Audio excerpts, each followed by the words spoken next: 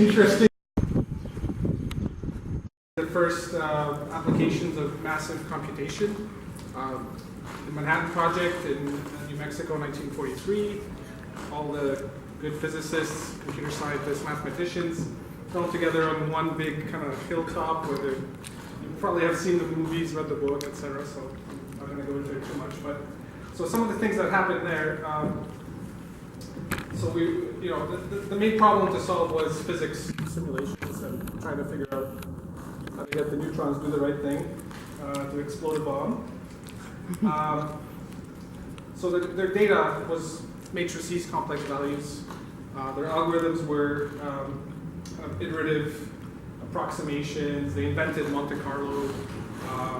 There were other kind of linear algebra, LU decomposition by Turing, Gauss-Seidel approximations, etc. So those kinds of algorithms were performed on matrix values, so matrices, or complex values. And the output was typically some solution to some partial differential equation, giving you some kind of field of output values, maybe some kind of optimization constraint thing. I don't actually know a lot about this. I'm just mentioning what they did. I don't do this. I'm a computer guy. So what we do at Intellitactics, let me introduce Intellitactics. It's a local startup that started maybe 20 years ago, so predating a lot of the other ones, and we're now bought out by several companies and now called Trustwave. I still call it Intellitactics because the same people are still here doing the same thing that we did 20 years ago, and so there's a little bit of evolution that I can talk about in the story of Intellitactics and what we do for computation. So what we do is we from the beginning did a data flow architecture, so taking messages, passing them between computing units, and doing something with each message. And now it's complex event processing is another term. And that's something that will, I think, introduce Storm very well, because that is what fit, in the end, our model quite well, and we use it a lot. So our data are key value pairs in a message. Maybe call it a tuple or an n-tuple of keys and values. The algorithms that we run, we use a lot of expert rules, which were a big thing back in the 90s. Correlation, aggregation, thresholds, rates. Today, the new hot thing is ML, so we do all that as well. I'm sure you know what that's like. So I will, and the output is basically we've got hacks. So we call up our customer and say, well, there's a problem. Or we give them reports. Maybe there are too many problems. They need to actually summarize and say, well, we've been hacked 700 times this week. Yeah. So, security. Okay, so let's talk a little bit about hardware. Kind of at the bottom is the progression of hardware at Los Alamos.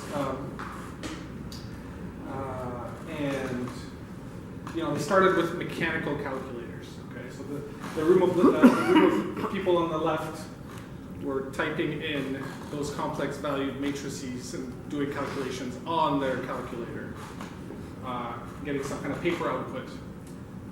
One of the interesting contributions by Richard Feynman, the physicist, was to organize a data flow model of calculations on the mechanical calculators. So the computers, which is people that were computing, would pass literally to the next stage of computation, the completed stage of their stage of computation. So that for them it would be easier to kind of do the thing faster because they're doing one thing and then pass it on. So this is something that will come back in this talk. So yeah, this you could say that he's the father of data flow architecture in some sense, although it was later attributed to somebody in the 60s. Then we had things like the IBM electromechanical computer, ENIAC vacuum tube, it was at Los Alamos, but also at Philadelphia, Moore School of Engineering. This computer was actually used and by the team at Los Alamos, and Johnny von Neumann, our favorite superstar of computers, he actually invented a Storm program model while working on the ENIAC. Originally, the ENIAC was wire programmed, so it was not a Storm program model. It was a wired program model, but from that experience, he came up with the stored program model that we all use today in the John von Neumann architecture. And then much later in the 70s, we had things like breakthroughs like the Cray, which was the first vector computer right here.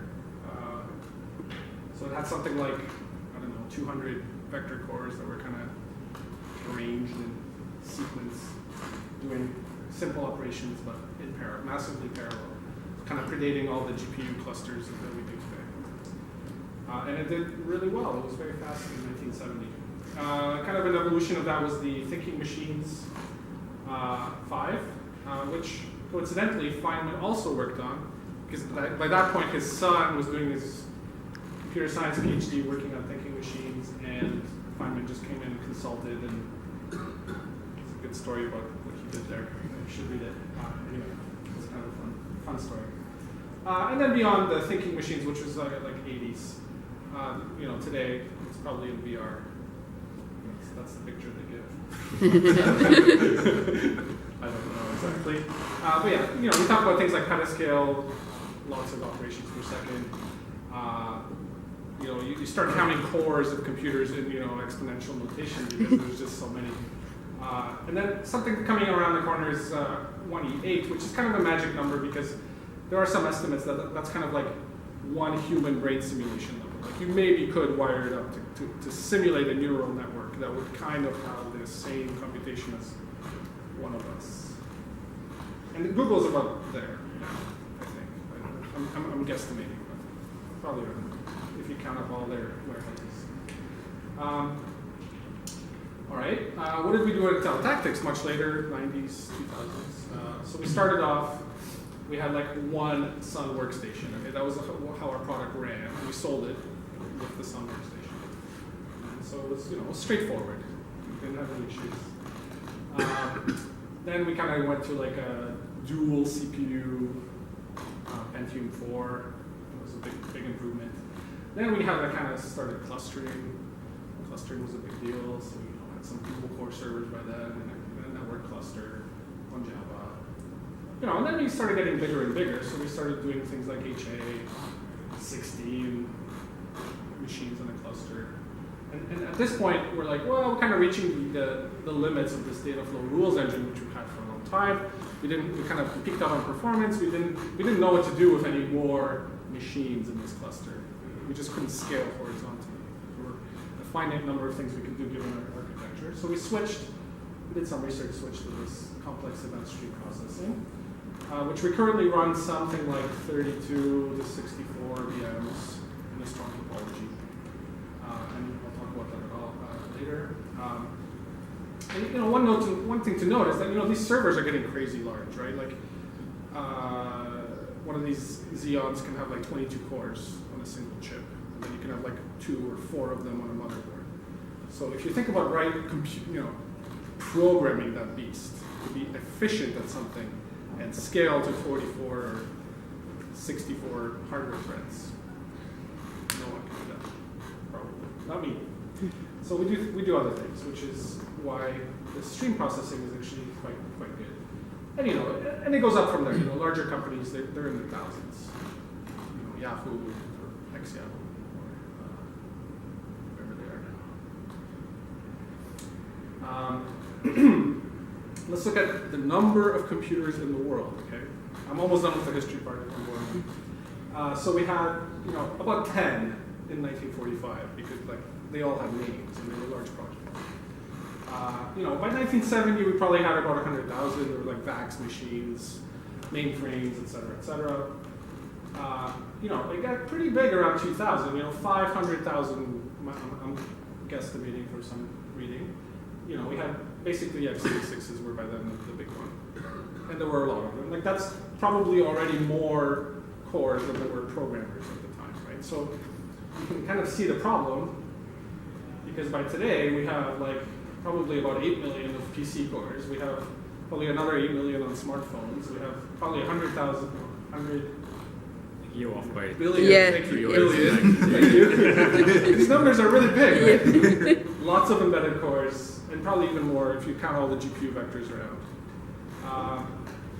Wild guesstimates might be here. But the problem used to be that we programmed and we had OSs that kind of give us time sharing, and now we have to have programs and OSs that give us like people sharing. So the fundamental problem used to be many programmers to each computer to share the resource, and now it's many computers to each programmer. So I don't know if you've counted at home, but I lost count. I don't know how many I have. There are probably some more hidden somewhere. And similarly at work, I lose virtual machines all the time in the lab. Someone's taking care of it. So it's a different problem. So what is Storm? I just took this shamelessly from their site. So, process unbounded streams of data on a cluster of network nodes. Just like everybody else doing this, that's what they do. The differences are really whether you're doing batch or streaming. This does streaming.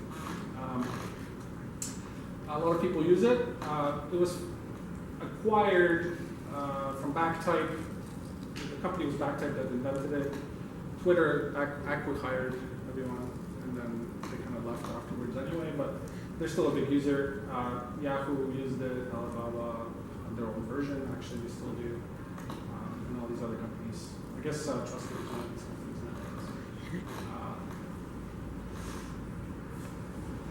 Use cases. Real-time analytics, that's what we do. Online machine learning, people can do that.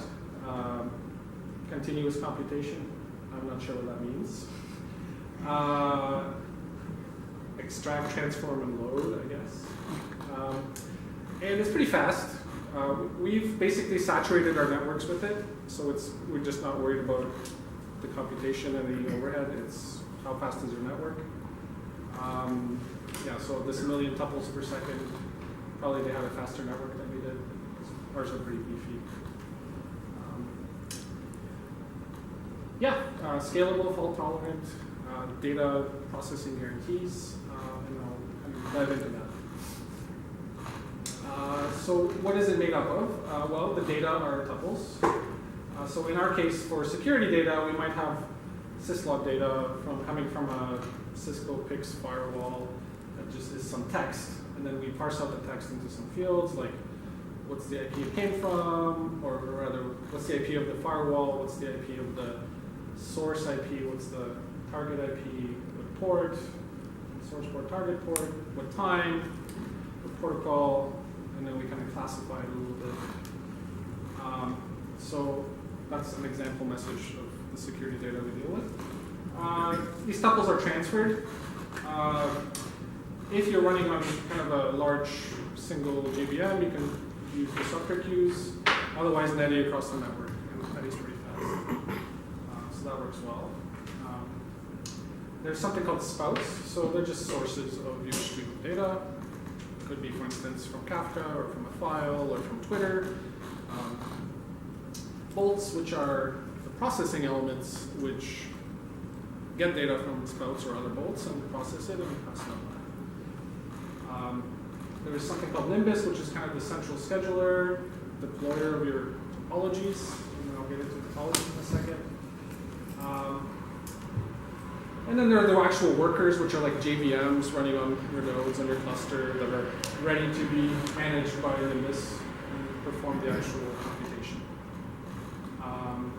And then Kafka is very typically used for durability, so that you have some data that not all data is just in between spouts and bolts, and you have a place which is at least temporarily around for a while. And then Zookeeper is around for keeping short-lived, quick state coordination. So what might the hardware look like? Well, you might have multiple servers running supervisors, a single one running Nimbus, maybe Zookeeper on the same one. This would be like a small test topology or setup. You normally have Zookeeper can be a cluster of its own. Storm is a cluster. Kafka is a cluster. Everybody's a cluster. So what? Sorry. By the way, I'm kind of powering through this. Are there any questions so far? Any?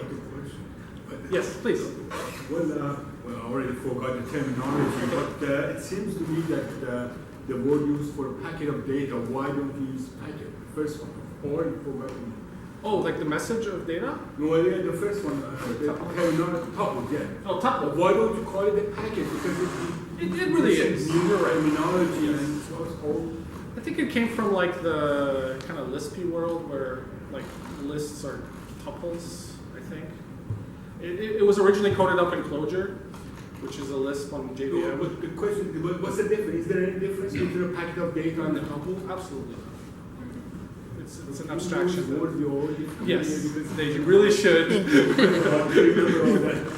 I apologize. Yeah, it's a packet of data. Okay, so how do you actually do things? So you would write typically code in the bolt. Other pieces are basically not interesting. So your actual applications live in the bolt. Typically your spouts are kind of provided third party. Something that's very useful is, if you have multi-tenancy, so if you're a service with multiple customers, you could assign each of them a number, and then each customer does his own thing in a separate stream, for instance. So that's a really good data parallelization technique. What do spouts do? Well, they just get some data. You can control the rate. They also keep kind of offsets as to who was last, which data is in flight in the topology, and then there's an acking mechanism which will tell the spout, okay, you can forget about that thing now because the whole topology is finished with it. I should explain what a topology is, that's after, sorry. So a topology is a directed acyclic graph connecting some spouts to some bolts with no cycles in it. And I will show some examples shortly. There's a whole bunch of configuration that kind of goes into tuning your topology, defining it, configuring it. We're going to do that. And then this deployment step, which I'll also show, it just starts it all running. It's kind of like start execute. And then your data starts coming in magically, and you have some results at the end. You could look at the logs, you could look at your outputs. It's pretty long. Parallelism is terrible in this. I'll just skip this slide for a second. What does a topology look like? So here's actually a Storm GUI that shows us a spout. You can see all the arrows lead out of it. And then there's the rest of the green ones are bolts. And this is actually one of our production topologies. We don't actually have them named very well. We use numbers, which we have a second system that kind of abstracts out stream frameworks, so we can run on Storm or some other stream framework. And so the numbers are just IDs that reference our other system. So it's kind of not great to look at. But you can kind of see here, there's some numbers that show like how much of your data is going to each one, so you can see kind of how well you're load sharing between them. Get some counts. These guys are doing zeros, so I guess they're not doing much. I guess in between the bolts and spouts, you have choices as to how do you deliver those tuples. So you can just pick a random task downstream and say, okay, you're going to get it, or you're going to get it. That's one way of routing messages. Another one is inside of your tuple, you pick a field, like say tenant in ours, and say, well, for tenant value 1, you're always going to go to that guy. Tenant value 2, always that guy. Or you can mod hash it, so you don't have to assign IDs. You can duplicate the tuples to everybody downstream from you.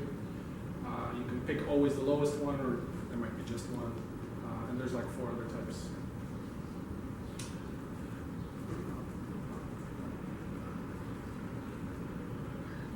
Hey, Mitch, Yes. does the logic for who consumes what, does that live with the spout or in the bolts? Like, what goes where? The logic for who consumes what? So you're, No, it's on the edge. So you define it as you're adding the next one, what its relationship is to its predecessor. I see. Yeah, so each one could have a different one. In one topology, you could have a shuffle followed by another bolt which has a field grouping.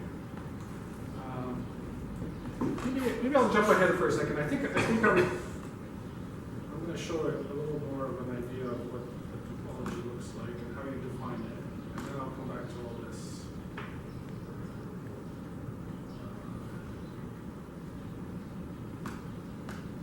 All right, so here's some code. Okay, so this is a kind of a pseudocode Java, and we have something called a topology builder. And you basically say, well, give me a spout, call it some name, give it some parameters. In this case, since it's a Kafka spout, you might want to give it the topic that it wants to talk to, or other Kafka-like parameters. And here's something called parallelism hint. So how many of these do you want running, essentially? All right. And then you might want to say, well, after that spout, give me a bolt, give it a name,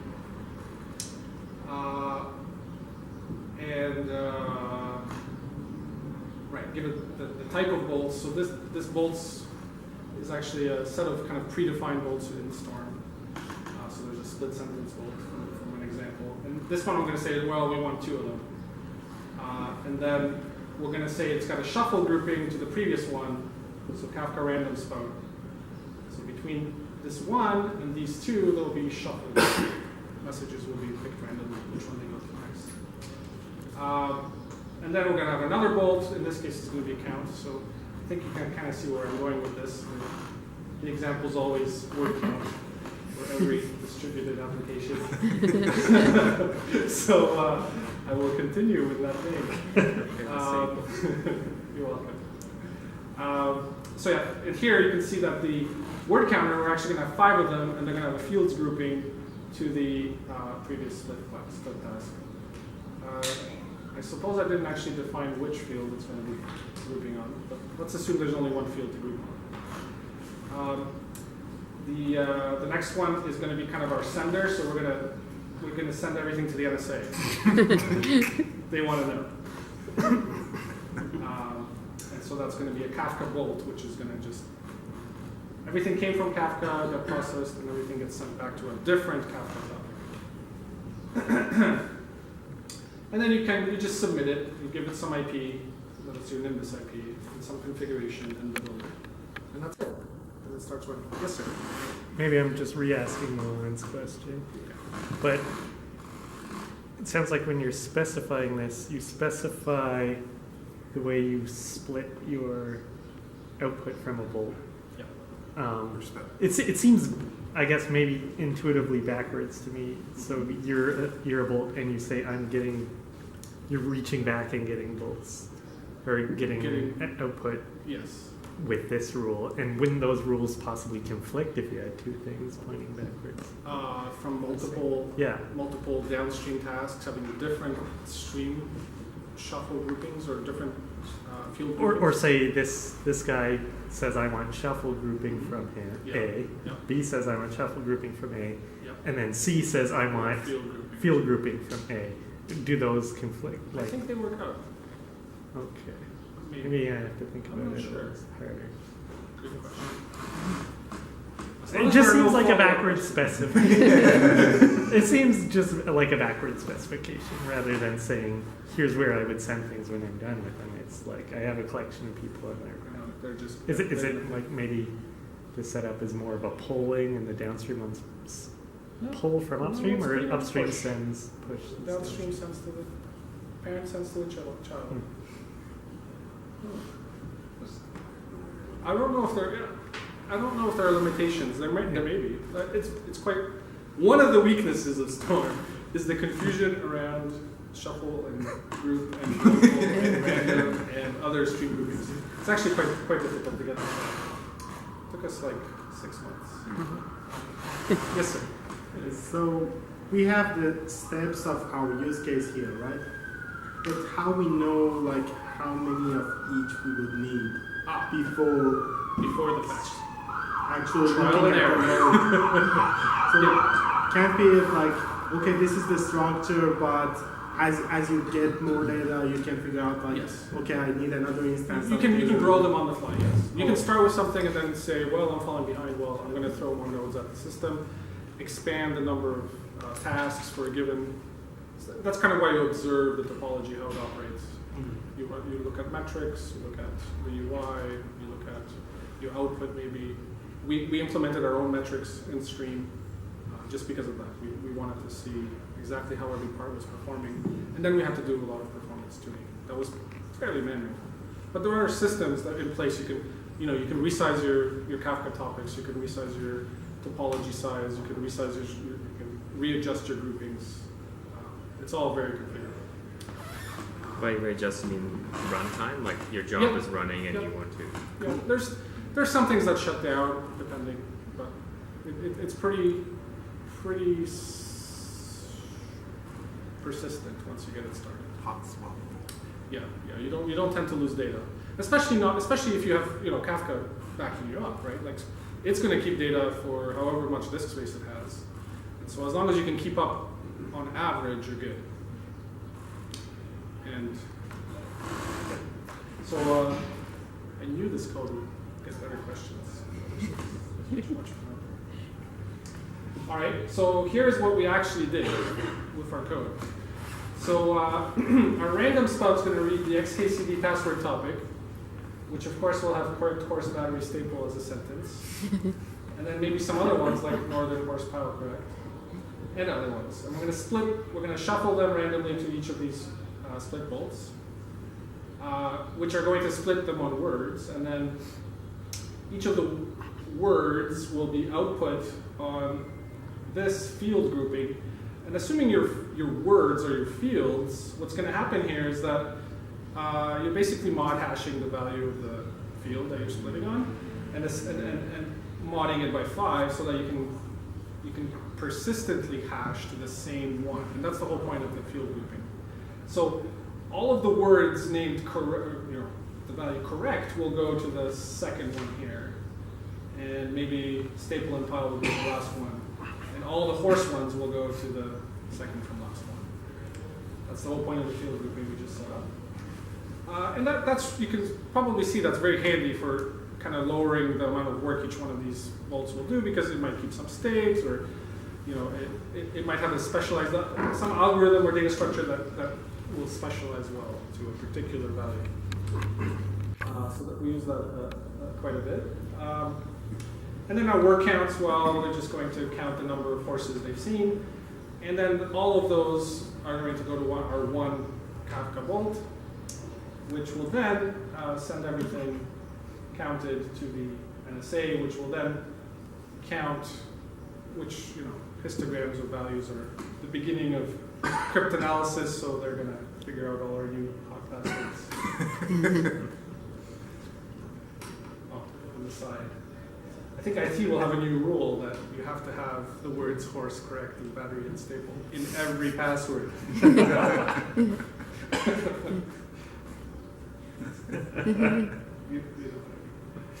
Wait, so I skipped a whole bunch of stuff. Let me maybe come back to it a little bit. Now that we've seen how it gets deployed.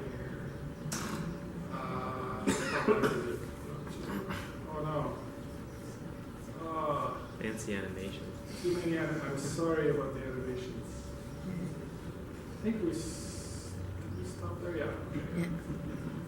Yeah, so guaranteed delivery. That's an interesting kind of system on its own. As an aside, we actually turned this off because it's a performance hit. So you have to decide. Guaranteed delivery is cool if you really need it, but it will cost you. So it'll cost you about 30 to 50% throughput. So we don't do it. But you can turn it on, and then Storm will guarantee, quote unquote. Of course, the guarantee is probabilistic, so once every few million years it will be incorrect. It won't be a real guarantee.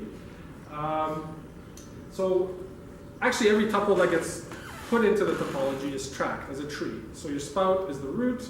Every bolt that's a child of that spout is another node at the next tree level, et cetera, all the way down, right? Because it's an acyclic topology, the tree will terminate at some point. And that whole tree can be seen as just a data structure. And then you can do things to it, like hash pieces of it and figure out, especially with a special type of hash, which is, where did I talk about it? Yes. So this Zobrist universal hash is you take the ACK, or rather you take the tuple ID in this tree, and at every point in the tree you add it to the hash value.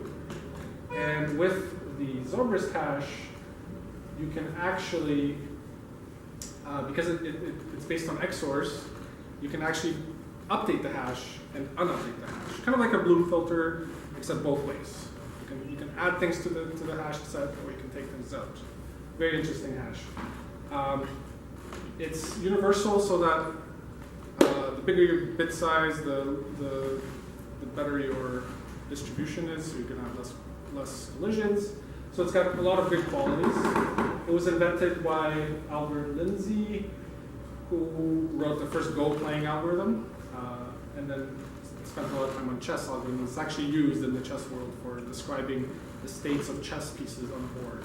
And then you can do a search or some other kind of game playing algorithm on the hash space using this method. Very fast, very efficient. Your hashes are like 64 bits. You have, so out of this entire topology of tuples that you've hashed their IDs and where they are in the tree, you can kind of say, well, it's been here, here, here, here, here. When it gets to the leaf, you can then unhash it from the total state until you go back to the original value before you've hashed in all the visits at all the nodes in the tree. Essentially, you can tell once the entire tree is traversed completely. Yes? The last time I was looking at the Storm, they talked to a lot, they can guarantee delivery. They can't guarantee that the way it process for months. Yes. Did they ever address that? It's been over a year since I looked at it. I think they I'm not sure if they're actually aiming to do that, because once it's failed, I think their design is, well, just resend it and reprocess it. So I think that's, I'm not sure if at most once is one of their goals, really. I didn't even look into that. For us, it doesn't really matter. But it could be a concern, right? I'm not sure what the application or what the state of it is, actually. Sorry. Yeah, so this very cool hash with XORs, very interesting. I actually tried finding the source of this in the Storm core, and I couldn't find it. So I don't know if they switched away from it or they call it something else. I was going to show you the code. I could not do it. They have a bunch of Guava hashes. They don't have something called Zorbis, so I don't know. Nathan Mars, the guy who wrote it, said that's what he used. But I'm just taking taking his word for it right now. Okay, so we already saw this. And deployment. So Nimbus. It's really dumb. Okay, Nimbus will just by default do naive assignment of your bolts and spouts to just its random workers and their tasks. It will basically be perverse. It'll say, well, this message is going to go across the cluster and then back to the same place, and then over again and over again. It has no idea what the topology connections are, how to optimize it, at least the default. So it's very interesting that that's their default. I don't know why. Maybe on large enough clusters, it works out to the same thing as an optimized deployment. I don't know. Thankfully, you can implement your own scheduler, and Rudra over there did one. For instance, for us, we know kind of our topology, we know the workers, we know the resources, so we can kind of take that knowledge and be smart about deploying.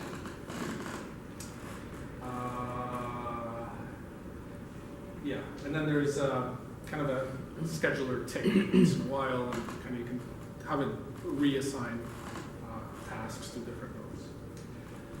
There's group, what do we call it? Rudra scheduler? There's something called rebalancing. So this is kind of the dynamic nature of how you run on this cluster. So say your stupid naive scheduler de-optimized your topology and it's not keeping up to the input rates. Well, you could start blowing heap if you're actually buffering, which you do buffer a lot of. You could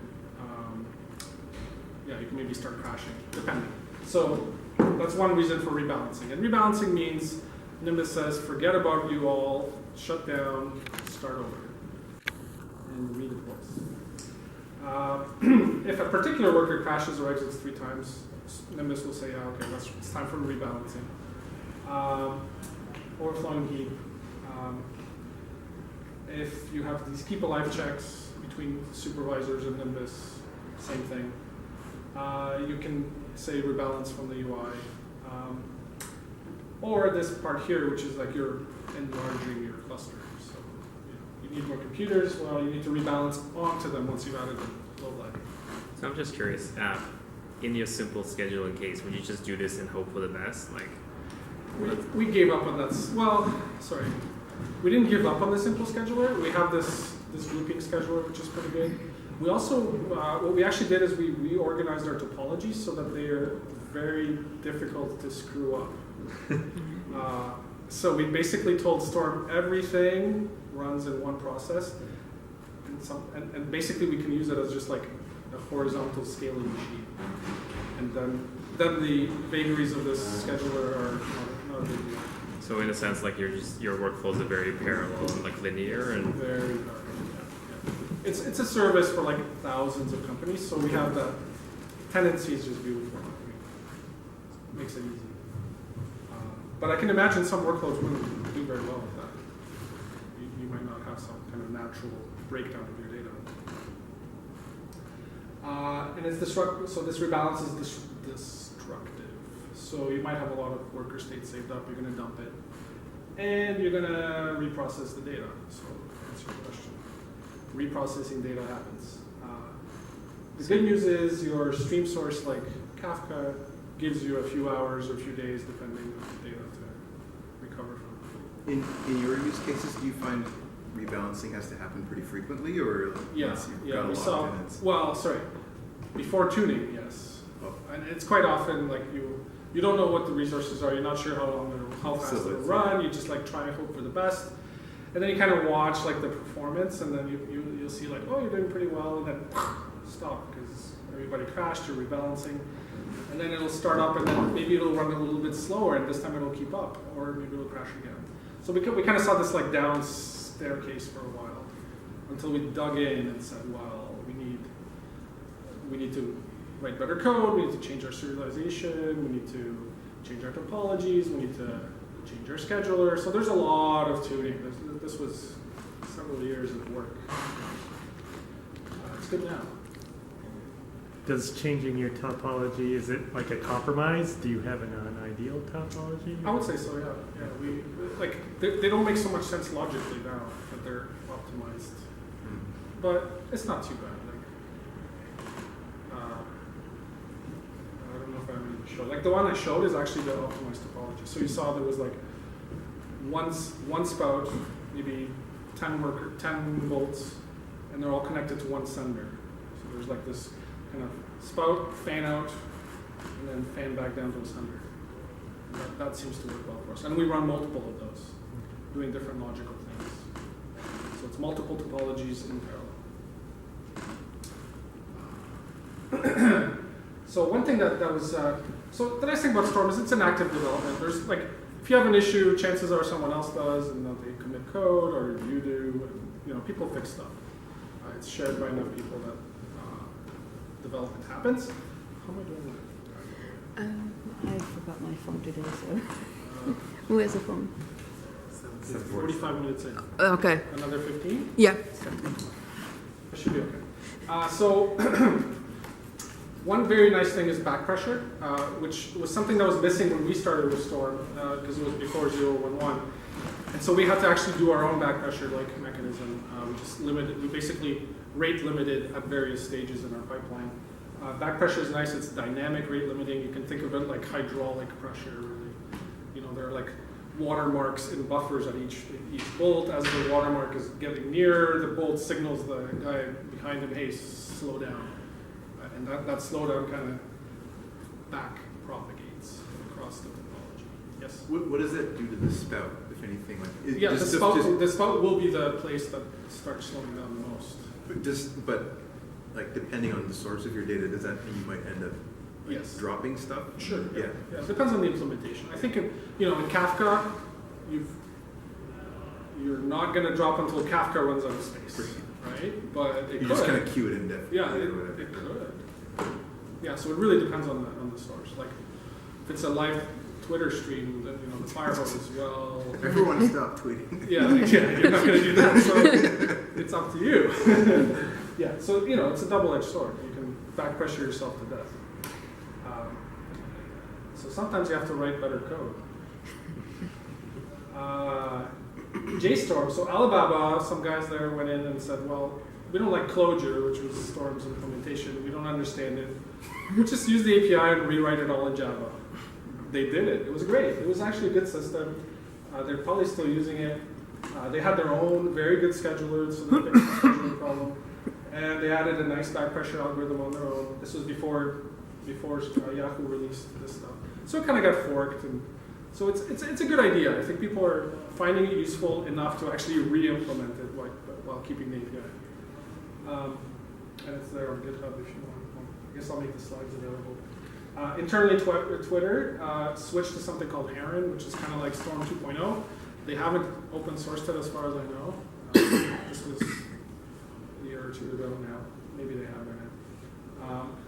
But they're also keeping the Storm API. So there's starting to be a lot of code, a lot of implementations, people still using this thing.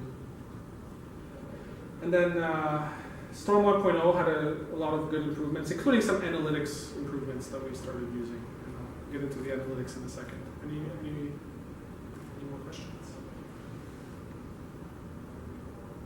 Okay. So analytics with Storm. The point of doing all this, I guess. The piping is only so important, so interesting. So we do things like baselining, so like how fast are things going, how many keys per second, and is it different this week than last week? Aggregation, counting, in-time sequencing. Did someone hit a firewall before they logged into your Windows server, et cetera, et cetera. A lot of like security use cases are translate quite well to this, and we've had many years of kind of tuning the idea of data flow for security analytics. There's an interesting project called Esper, Streaming SQL, which basically gives you like query-like language, but it runs on streams. It's kind of an inverted database here.